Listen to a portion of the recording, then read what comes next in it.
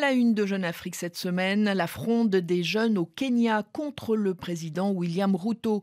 Une fronde qui s'organise sur les réseaux sociaux. Depuis plus d'un an, les jeunes descendent régulièrement dans la rue malgré une répression féroce qui a déjà fait plusieurs dizaines de morts.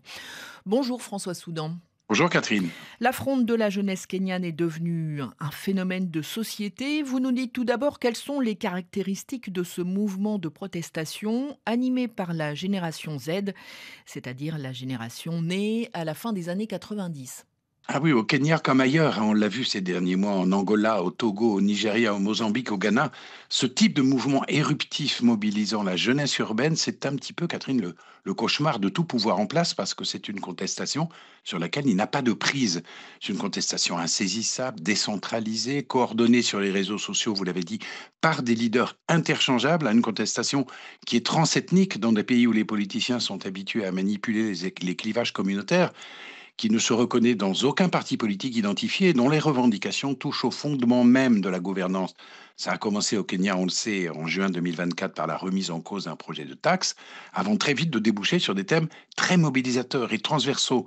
La corruption, la reddition des comptes, la gabegie, l'emploi des jeunes, les brutalités policières. Les vagues de manifestations, la dernière, c'était il y a un peu plus d'un mois à Nairobi.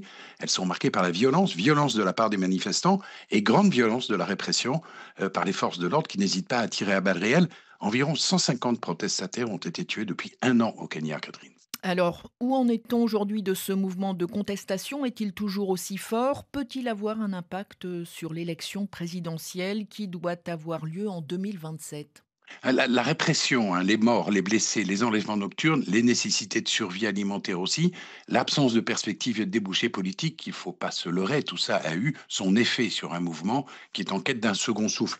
Notre publication en anglais, The Africa Report, vient d'ailleurs de consacrer un article à ces figures emblématiques de la révolte qui depuis sont rentrées dans le rang, soit parce qu'elles ont été traumatisées par les violences, soit par lassitude, ou tout simplement parce que le pouvoir est parvenu à les coopter. Il y a donc à la fois une radicalisation des revendications, puisque les Gen Z, comme on les appelle, réclament maintenant le départ du président Ruto, et un vide de leadership. Mais il est clair que la perspective, la présidentielle de 2027, à laquelle Ruto compte bien se présenter, elle risque de raviver cette colère, Catherine. Ah oui, cette contestation qui a fini par abîmer l'image du président Ruto, qui toutefois ne s'avoue pas vaincu, loin de là. Ah, l'image, c'est le moins qu'on puisse dire, hein, Catherine, celle du candidat du peuple, du défenseur des précaires, l'idole des hustlers, les débrouillards, qui était la sienne lors de son élection en 2022. Elle a disparu au profit de celle d'un homme politique comme les autres, hein, à la fois habile, retors et démagogue. En fait, il y a deux Ruto, Catherine, deux William Ruto. Il y a celui qui s'exprime en anglais, souvent brillant, volontiers charmeur lorsqu'il vante dans les forums internationaux les incontestables réussites de l'économie kenyane. Et puis il y a l'autre, celui qui s'exprime en swahili, avec un langage qui s'apparente parfois à celui d'un chef de gang haïtien. Voici ce que Ruto déclarait en swahili, hein, à des officiers de police. C'était le 9 juillet dernier. Si vous surprenez des manifestants qui s'apprêtent à attaquer les commerces, tirez-leur dans les jambes, emmenez-les à l'hôpital, puis faites-les juger. Ne les tuez pas. Contentez-vous de leur briser les jambes.